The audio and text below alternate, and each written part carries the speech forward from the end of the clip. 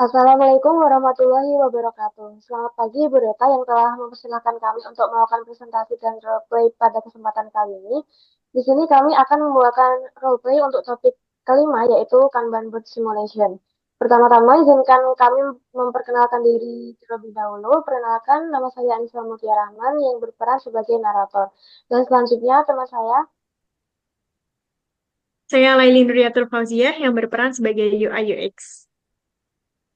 Saya Damar Jati Adi Utama sebagai front end developer. Saya Samuel Arjam Faisal Silaban sebagai backend developer. Saya Bavana Kata sebagai QA. Saya Arga Adinata sebagai Kanban Lead. Saya Rahendra Ogianagata sebagai Product Owner. Baik, terima kasih. Langsung saja kita mulai. Selamat pagi rekan-rekan. Sebelum kita mulai bekerja dengan Kanban, mari kita kenali terlebih dahulu konsep dasar dari Kanban itu sendiri. Kanban adalah metode visual untuk mengelola pekerjaan yang membantu tim untuk memantau progres tugas dan memastikan bahwa alur kerja itu tetap efisien. Dalam Kanban, kita akan menggunakan papan yang terdiri menjadi beberapa kolom. Papan ini menggambarkan tahapan pekerjaan yang sedang berlangsung atau proyek yang sedang berlangsung. Di papan Kanban ini, kita bisa melihat di share screen bahwa ada beberapa kolom utama yang membentuk alur kerja. Kolom pertama adalah backlog. Di sini kita akan menaruh semua tugas yang perlu dikerjakan tetapi belum diprioritaskan atau belum dimulai. Tugas-tugas di backlog ini akan menjadi referensi bagi tim untuk memulai pekerjaan. Setelah itu, ketika tugas dipilih untuk dikerjakan, tugas akan dipindahkan ke kolom breakdown. Di sini tugas-tugas yang lebih besar akan dipecah menjadi bagian yang lebih kecil dan lebih terkelola. Kolom breakdown ini dibagi menjadi dua bagian, yaitu WIP atau Work in Progress yang berarti tugas tersebut sedang dikerjakan, dan kolom down yang menunjukkan bahwa bagian dari tugas tersebut sudah selesai. Selanjutnya, setelah bagian-bagian tugas dipecah dan siap, kita akan pindahkan tugas tersebut ke kolom build. Kolom ini adalah tempat di mana pengembangan atau pembangunan yang sebenarnya dilakukan. Terakhir, setelah pekerjaan di build selesai, kita akan memindahkan tugas ke kolom validate. Di sini tugas akan diuji dan divalidasi untuk memastikan bahwa semuanya berfungsi dengan baik. Kolom ini juga terbagi menjadi dua, yaitu kolom VIP dan juga kolom down. Secara keseluruhan, tugas akan berpindah dari kolom ke kolom ini secara berurutan, dan tugas akan tetap berada di setiap kolom sampai mencapai tahap yang uh, selesai atau memasuki kriteria bahwa tugas tersebut selesai. Dengan sistem ini kita bisa memantau pekerjaan yang sedang berlangsung dan melihat apakah ada bagian dari alur kerja yang perlu perhatian lebih.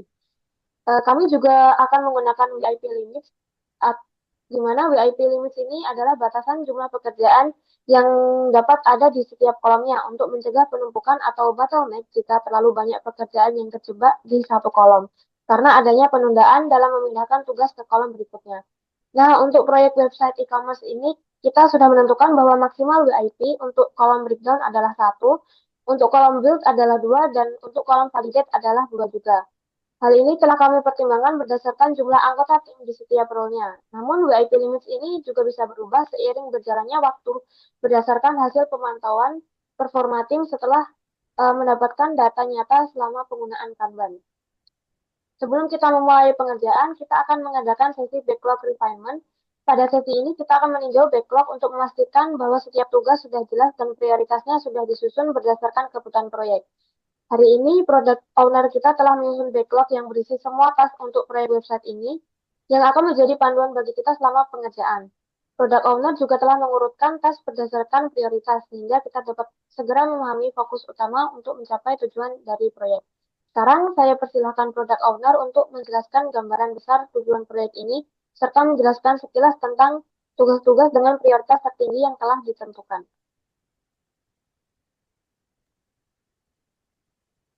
Halo teman-teman, hari ini kita akan mulai menyusun backlog untuk proyek website e-commerce kita. Tujuan utama proyek ini adalah membangun website sederhana yang memungkinkan pengguna untuk melihat produk, menambahkannya ke keranjang belanja, dan melakukan pemesanan. Pertama, saya telah menambahkan beberapa tugas penting di kolom backlog. Di antaranya ada tugas membuat desain halaman, membuat sistem autentikasi pengguna, dan membuat sistem manajemen pemesanan. Saya juga telah menetapkan prioritas untuk masing-masing tugas agar kita punya arah yang jelas.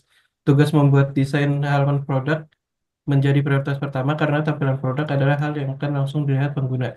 Setelah itu, tugas membuat sistem autentikasi pengguna menjadi prioritas berikutnya, disusul oleh membuat sistem manajemen pesanan. Selanjutnya, saya serahkan ke kalian untuk memecah tugas besar ini menjadi subtask yang lebih kecil.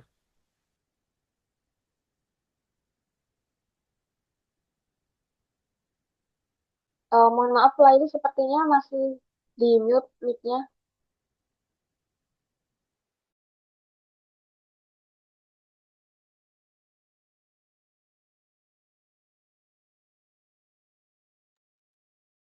Laili, maaf, mic-nya masih ke mute.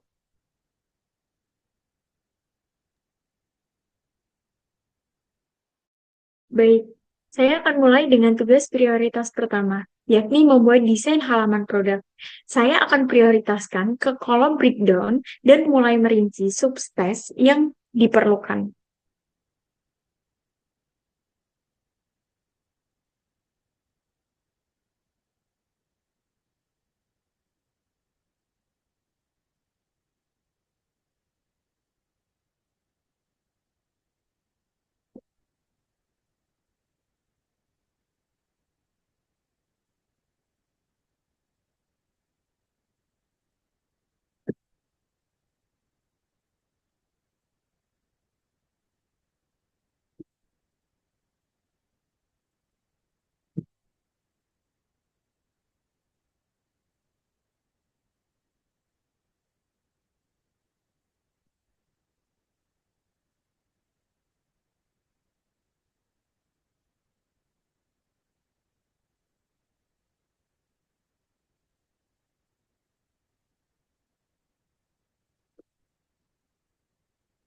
Saya telah memecah tes untuk membuat desain halaman produk menjadi beberapa bagian, yakni mendesain layout produk, menentukan color palette, dan menentukan elemen yang akan digunakan.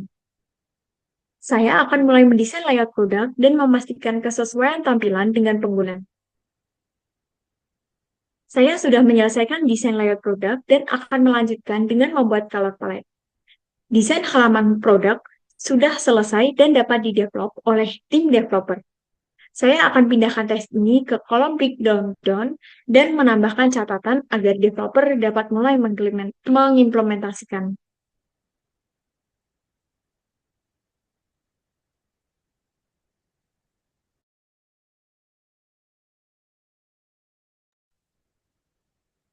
Baik, untuk share screen selanjutnya saya persilahkan kepada developer.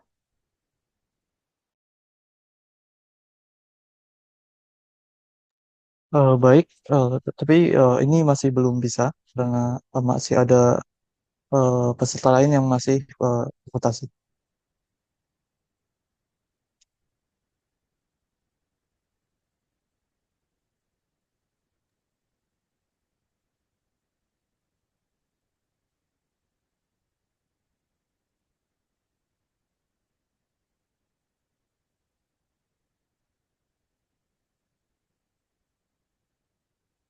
Baik, untuk kali ini eh, saya akan saya akan memecah tugas ini. Maaf, sepertinya ada salah jaringan.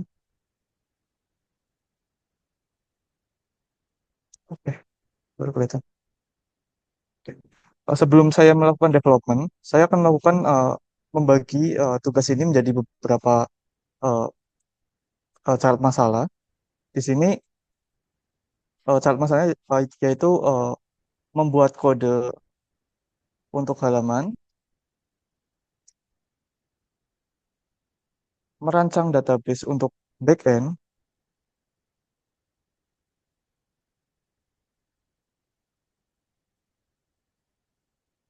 membuat API untuk backend.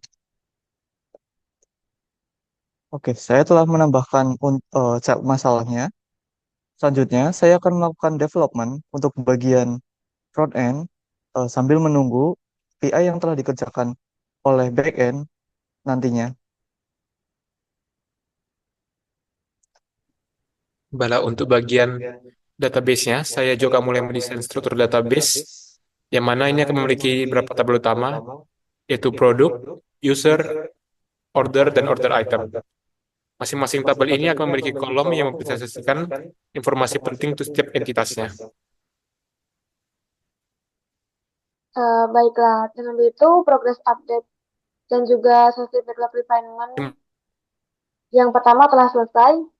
Selanjutnya, selang beberapa hari, kita akan mengadakan sesi progress update untuk membahas perkembangan proyek sejak sesi sebelumnya atau beberapa hari yang lalu. Dalam Kanban, progress update ini adalah pertemuan singkat dan tidak formal, namun biasanya pertemuan ini perlu untuk dilaksanakan, terutama bagi anggota tim yang memiliki hambatan dan berkaitan dengan anggota tim yang lainnya.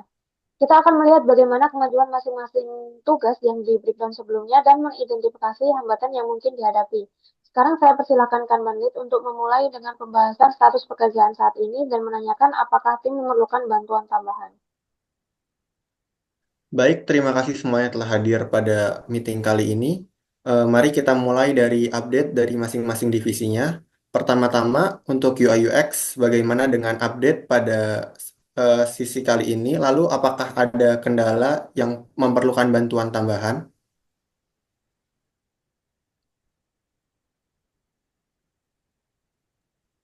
Untuk desain halaman produk, saya sudah menyelesaikan subtask yang telah di breakdown. Seluruhnya sudah saya pindahkan ke kolom breakdown down. Jadi, tes ini siap untuk masuk ke kolom build agar dapat dimulai dikerjakan oleh tim developer. Selanjutnya, saya akan mengerjakan tes selanjutnya, yakni membuat tampilan halaman login. Baik, terima kasih untuk UI UX. Selanjutnya dari developer sendiri, bagaimana dengan progres tugasnya? Lalu apakah ada kendala saat mengerjakan tugas tersebut? Baik, untuk front end, tampilan produknya telah selesai dan saya akan tetapi API-nya belum jalan karena backend masih mengerjakan rancangan database. Oleh karena itu, saya akan melanjutkan untuk membuat tampilan berikutnya, yaitu tampilan login. Baiklah, untuk bagian backend-nya, saya sudah dalam proses pembuatan beberapa endpoint untuk API-nya, di mana endpoint get akan digunakan untuk menampilkan daftar produk di halaman utama dan detail produk saat penggunaan membukanya. Saya juga akan membuat metode post, yang mana ini akan menambah item keranjang belanja, serta endpoint untuk proses checkout.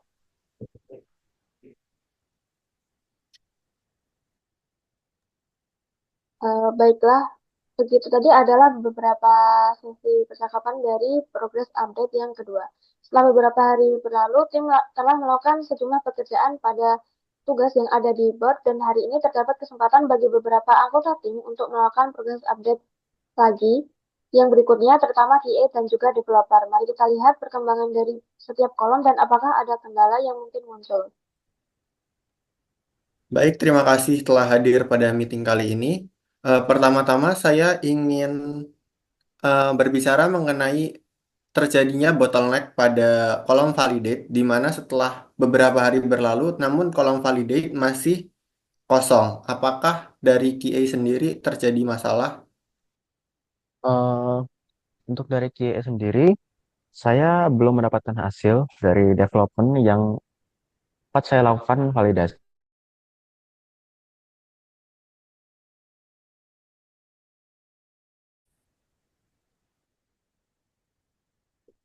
Untuk developer sendiri, untuk bagian front end telah selesai semua, akan tetapi saya masih belum mendapatkan untuk dokumentasi API yang bakal digunakan, sehingga sehingga saya belum menambahkan eh, logic dan juga API pada kode halaman yang telah tersedia.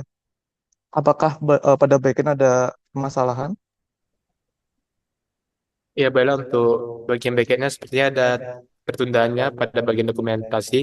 Saya akan segera kerjakan dokumentasi API dan akan diselesaikan segera mungkin hari ini.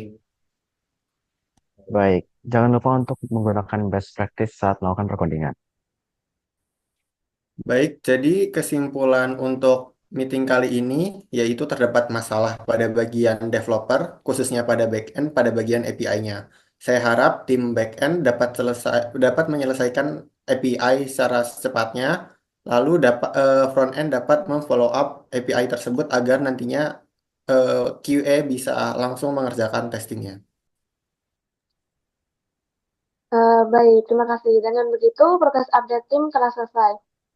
Seorang Kanban lead ini berperan untuk menanyakan apakah ada anggota tim yang memerlukan bantuan. Jadi perlu diingat bahwa peran Kanban lead dalam Kanban ini tidak sama dengan Scrum Master dalam metode Scrum. Kanban lead di sini hanya bertugas memastikan bahwa alur kerja berjalan lancar dengan mengajukan beberapa pertanyaan penting tentang bantuan dan kendala saat dilaksanakannya progress update. Selain itu, semua tugas dan diskusi yang dilakukan antara anggota tim seperti kerjasama antar developer dan juga QA adalah tanggung jawab masing-masing dari anggota tim yang bisa dilakukan kapan saja tanpa harus menunggu instruksi dari Kanban lead. Kanban lead juga memiliki peran untuk memperhatikan setiap perubahan status dalam workflow dan membantu mencatat masalah yang disampaikan oleh tim selama progress update agar bisa dicarikan solusi apabila memang membutuhkan solusi dari eksternal.